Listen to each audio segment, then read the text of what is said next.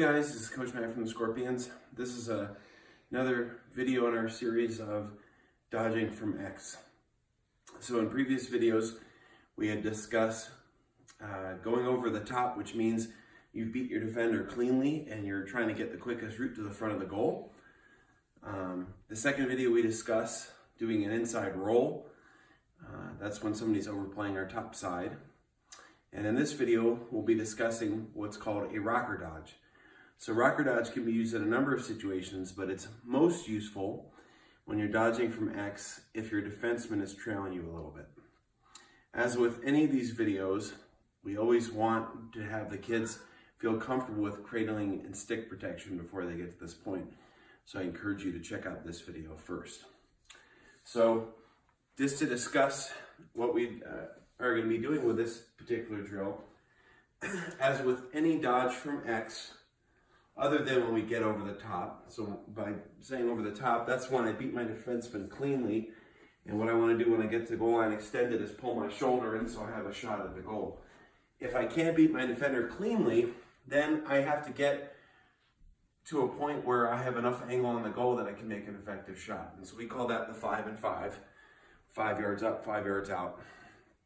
For younger kids, it may be the 3 and 3.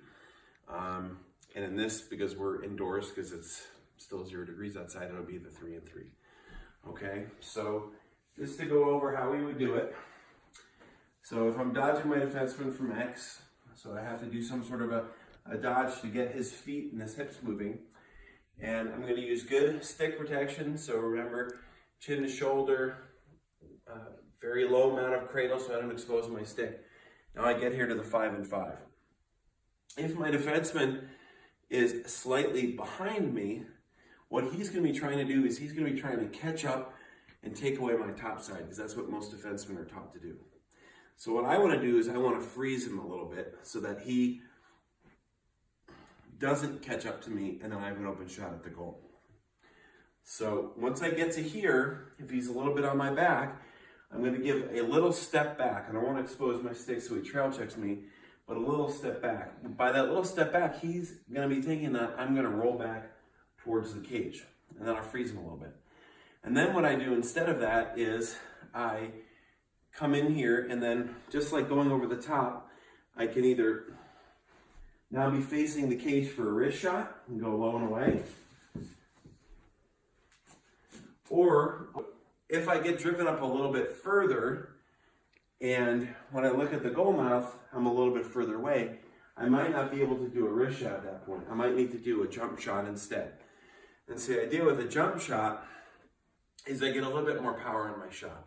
So when I get here to the 5 and 5, I do my move, I roll a little bit back, and then instead of pulling my shoulder for a wrist shot, what I'm going to do is I'm going to put my stick out a little bit.